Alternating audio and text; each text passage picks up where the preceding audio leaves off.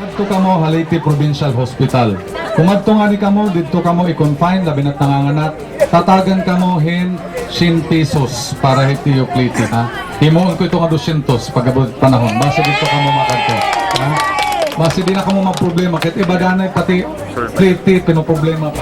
Kumo panguna nga programa ni Governor ICOT Petilia ang protehiran ng panlawasan mga litenyo. Ilabi na hadton mga kablas nga pamilya nga waray sadang nga panalapi hin pagpa-hospital.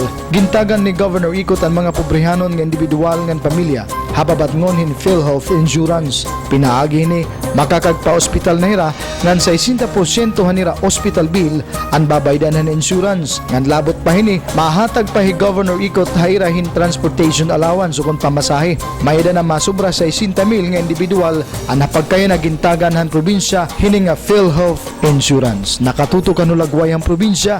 Roy Moraleta, Late News Update.